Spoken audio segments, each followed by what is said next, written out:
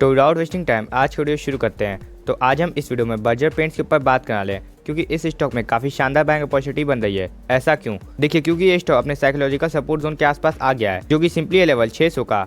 And यहीं पे इस स्टॉक ने पहले कई बार रेजिस्टेंस भी फेस किया हुआ है। देखिए यहाँ पे भी कितनी बार रेजिस्टेंस फेस किया है।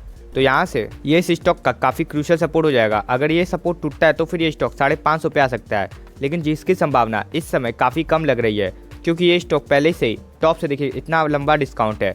तो हो सकता है कि यहाँ तक ये स्टॉक ना आए, यहीं से हो सकता है रिवर्ट कर जाए। तो अगर हमें इस स्टॉक में थोड़ी और इन्वेस्टमेंट करनी है तो इस 600 के लेवल पे ध्यान रखा जा सकता है।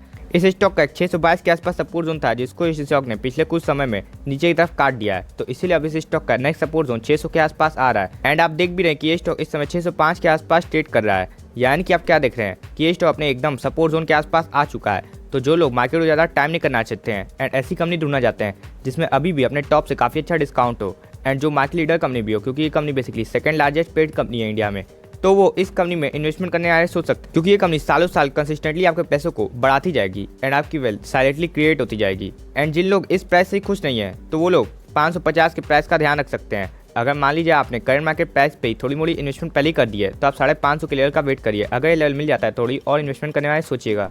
वहीं इस स्टॉक का RSI इस समय 29 पे जा चुका है, यानी कि ये स्टॉक एक डाउन ट्रेंड में पहले ही एंटर कर चुका है। एंड आप यहाँ पे देखिए कि इस स्टॉक में डाउन ट्रेंड कंटिन्यू हो रहा है। ऐसा क्यों? क्योंकि इस स्टॉक का RSI बार बार 40 के आसपास रेजिस्टेंस खा रहा है।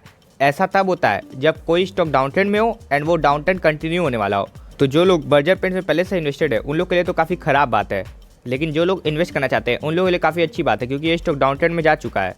तो देखिए, अगर आप एक ऐसे इन्वेस्टर हैं जो आज इन्वेस्ट करते हैं एंड 3-4 महीने तक अपने पैसों को दिखते ही नहीं है तो उन लोग के लिए तो ये काफ़ी अच्छा लेवल है। लेकिन अगर आप 3-4 महीने तक अपने इन्वेस्टमेंट को लगातार देखते हैं तो आपको इस समय इन्वेस्ट नहीं करना चाहिए क्योंकि ये स्टॉक डाउन ट्रेंड में जा चुका है। अब हमें क्या पता कि डाउन ट्रेंड कब खत्म होगा, यहाँ पे खत्म होगा कि यहाँ पे खत्म होगा कि यहाँ पे खत्म होगा। तो इसका आप सिंपल सा फॉर्मूला ये ले सकते हैं कि मान लीजिए RSI अभी 40 के नीचे है ना, तो इसको 40 के नीचे रहने दीजिए।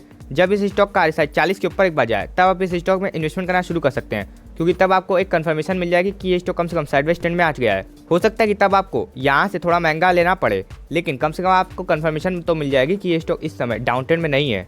एंड जो लोग लॉन्ग टर्म के लिए इन्वेस्ट करते हैं उन लोग के लिए तो डाउन ट्रेंड एक ब्रह्मास्त्र होता है जिसमें वो लोग इन्वेस्ट कर सकें। वहीं इस स्टॉक की मूविंग एवरेजेस देखें तो देखिए 200 डे मूविंग एवरेज 650 के आसपास है, यानी कि वहाँ से स्टॉक ऑलमोस्ट 50 रुपीज़ नीचे ट्रेड कर रहा है जो काफ़ी बड़ी बात होती है। एंड हम बात करें तो 50 day 20 day and 100 day moving average देखिए ऑलमोस्ट 635 से 650 के लेवल के आसपास है, यानी कि वहाँ से भी इस स्टॉक में काफ़ी अच्छा डिस्काउंट है। यानी कि ओवरऑल क्या देख रहे हैं आप कि स्टॉक अपने चारों मूविंग एवरेज के नीचे है, यानी कि लॉन्ग टर्म इन्वेस्टर्स के लिए यहाँ पे पहले काफ़ी अच्छी बाइंग अपॉर्चुनिटी बन चुकी है। तो जो लोग ये सोच कर किसी भी कंपनी में इन्वेस्ट करते हैं कि जब वो कंपनी का स्टॉक 200 डे मूविंग एवरेज के नीचे आएगा तो हम उस कंपनी में इन्वेस्ट करेंगे, तो उन लोग के लिए काफ़ी शानदार बाइंग अपॉर्चुनिटी बन गई है क्योंकि ये तो स्टॉक पहले ही अपने चारों मूविंग एवरेज के नीचे है एंड साथ ही साथ एक 600 के साइकोलॉजिकल सपोर्ट पे भी आ गया है। तो आप लोग चाहें तो इस लेवल पे इन्वेस्टमेंट करना शुरू कर सकते हैं। वहीं इस स्टॉक की एक ऐसी कैंडलस्टिक देखें जो कि हमें किसी कंपनी की ग्रीन एंड फेयर का माहौल बता देगी। तो इस समय अगर हम देखें तो इस कंपनी में एक फेयर का माहौल चल रहा है। तो चलिए अब हम पहले एनालाइज करने का प्रयास करते हैं कि जब पास्ट में फेयर का माहौल था तो क्या हुआ। देखिए यहाँ पे एक फेयर का माहौल था, उसके बाद एक कितना शानदार ग्रीड का माहौल, यानी कि अगर आप इस माहौल में दौड़ने की जगह इन्वेस्ट कर देते तो देखिए आपको कितनी लंबी रैली मिल जाती। एंड उसके बाद यहाँ पे एक फेयर का माहौल आया, उसके बाद देखिए फिर एक शानदार ग्रीड का माहौल, उसके बाद देखिए यहाँ से फेयर का माहौल कंटिन्यू होना शुरू हो चुका है। यहाँ पे थोड़ा मोड़ा रिट्रेसमेंट आया था लेकिन फिर से उसके बाद फेयर का माहौल चल रहा है। तो अगर हम इस फेयर के माहौल में इन्वेस्ट करते हैं तो हो सकता है कि फेयर का माहौल यहाँ पे रुके, लेकिन अगर हम यहाँ पे इन्वेस्ट करते हैं बाय ऑन डिप करके, जैसे यहाँ पे थोड़ी इन्वेस्टमेंट कर दी फिर यहाँ पे थोड़ी इन्वेस्टमेंट कर दिए, तो फिर जब ये स्टॉक ऊपर बढ़ेगा तो हमें काफ़ी शानदार प्रॉफिट होगा। अब ऐसा भी नहीं कि कंपनी के फंडामेंटल्स खराब है तो इसलिए कंपनी गिर रही है, कंपनी के फंडामेंटल्स काफ़ी अच्छे हैं। वो तो हो जाता है किसी कंपनी में कि कभी कोई कंपनी का स्टॉक थोड़े दिन परफॉर्म नहीं करता है अपने प्रॉफिट के मुकाबले, लेकिन लॉन्ग टर्म में कंपनी को अपने प्रॉफिट के मुकाबले ही ऊपर जाना है एंड इस कंपनी का प्रॉफिट लॉन्ग टर्म में काफ़ी शानदार तरीके से ग्रो होता है। तो हम तो आपको यही सलाह देंगे कि क्योंकि यहाँ पे इतना बड़ा फेयर का माहौल बन चुका है तो हमें थोड़ी मोड़ी इन्वेस्टमेंट करना शुरू कर देना चाहिए अगर हम इस कंपनी पे कन्विक्शन रखते हैं। तो अगर हमारा इस कंपनी में विश्वास नहीं है तो चाहे कितनी भी अच्छी से अच्छी कंपनी क्यों ना हो हमें उस कंपनी में इन्वेस्ट नहीं करना चाहिए, क्योंकि देखिए अगर वो कंपनी हमारे लेने के बाद 10-15% गिर जाएगी तो हम उस कंपनी को बेच के निकल जाएंगे। ऐसा हमारे साथ पास में कई बार हो चुका है। तो इसीलिए हम आपको बता रहे हैं अगर किसी कंपनी में डिस्काउंट मिल रहा है तो सबसे पहले आपको देखना है कि क्या उस कंपनी पर आपको कन्विक्शन है।